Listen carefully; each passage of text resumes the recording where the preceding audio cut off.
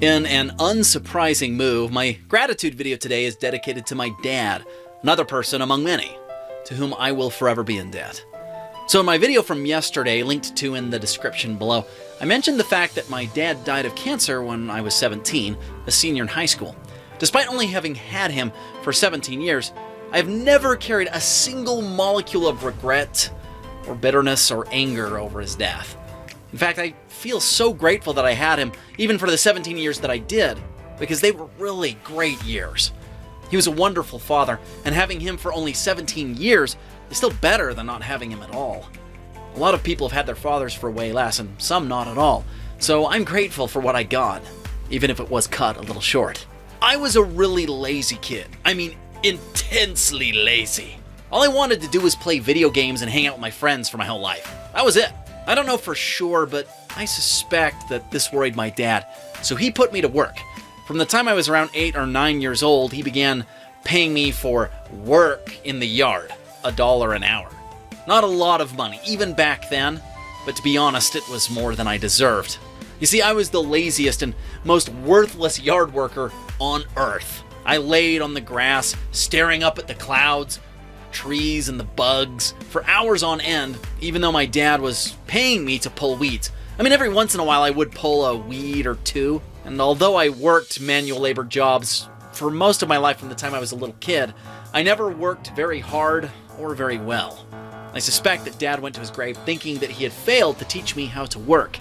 If so, then he was wrong. You see, as it turned out, the countless hours that he spent subjugating me to my lazy yard work eventually developed a tireless work ethic within me. It just did not take effect until after he died. But I owe my work ethic to him, so I'm grateful that he taught me how to work. Now, Dad also taught me how to be a good father and a good husband. He seemed to have an endless reservoir of patience. He never raised his voice at me or at my mother, and I only ever heard him swear, that is, say swear words, 4 times in my entire life. I remember all 4 because they were so out of character for him. Now, right now, I happen to have a colleague who's a professor in the field of family development, who holds regular workshops to help counsel struggling couples on how to improve their marriages. I once attended a seminar where his graduate students spoke about the techniques that they teach married couples.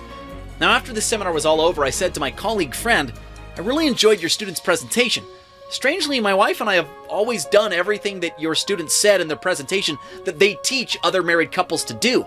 But I've never attended a marriage class before myself, and neither has my wife." Now, when he heard that, my colleague responded by saying, "Well, did you and your wife grow up with parents who had good, strong marriages?" I said, "Yeah." He then said, "You learned all of these techniques that we teach in our marriage workshops as you grew up because you grew up watching them. A lot of people don't grow up having that, so they have to learn them from somewhere else, such as in our workshops." I never realized before this conversation with this colleague friend of mine that my mom and dad both taught me how to have a good marriage. My dad taught me how to be a good husband and father just by being one himself every day and having me learn by seeing him over my entire childhood. So I'm grateful for that. Now, when Dad got cancer, which first happened when I was 7 and then later reemerged and happened again when I was 14, he told me multiple times that he never wanted me to ever hear him complain. And the fact is, I never did.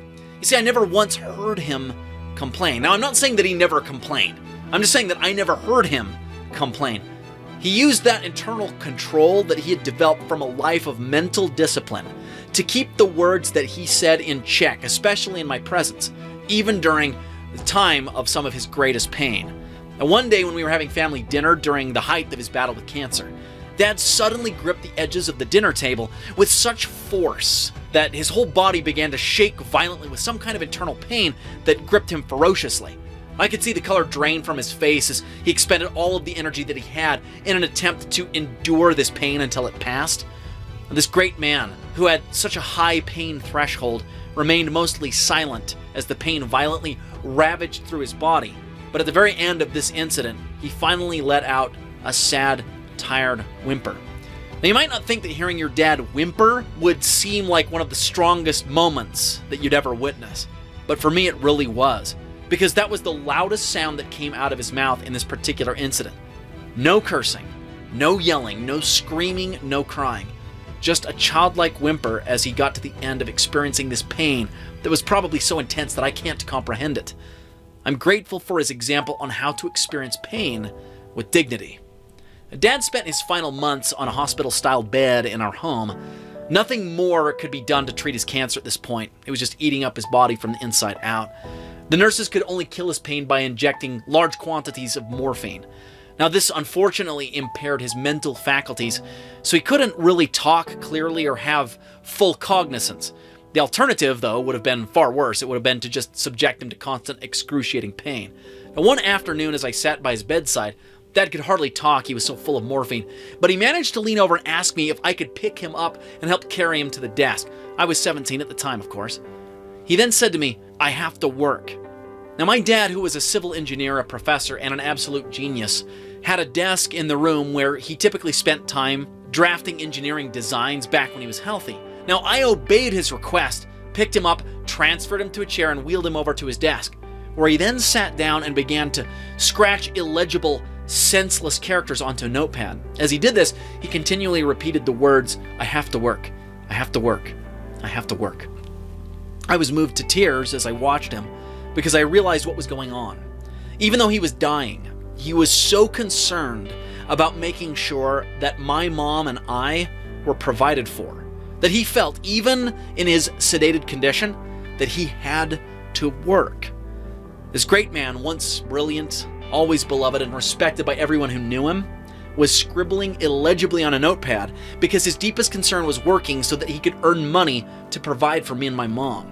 Now, this was the experience that finally clinched it for me. This was the experience that finally began vanquishing my past laziness and replacing it with a deep-seated desire to develop a work ethic, which persists to this day. I'm grateful that my dad taught me how to work. Now, he was fiercely honest in the way he treated others. He was one of the most popular and beloved professors in his department, and I cannot count how many impoverished students from third world countries he invited over to our house for dinner so that he could feed them and also spend many hours into late night personally tutoring them in engineering. I'm grateful that my dad taught me how to love teaching and to love your students. I barely scratched the surface. My previous video on my mom also barely scratches the surface. I could tell you so many more stories and say so many more positive things about their impact on me. I'm grateful for wonderful parents. Now to you, my dear YouTube viewer. I hope that you have a wonderful father, and I bet that most of you do. If you do, and if you have a great relationship with him, please keep nourishing that relationship. I hope that you'll express love for each other in whatever way works for you. I promise that you'll be glad if you do. Now, for any of you who don't have good fathers or fathers in your lives at all, you have my deepest sympathies. If you are a father, or if you become a father in the future, I hope that you will try your best to do better with your kids than your father did with you, so that they can love and respect and admire you. It's hard.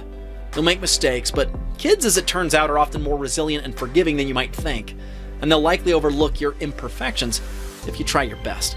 Now, for those of you who might have strained relationships with your fathers for whatever reason, I hope that you'll do whatever you can to mend what you can mend, to rekindle your love for your fathers and for your mothers in whatever way is possible.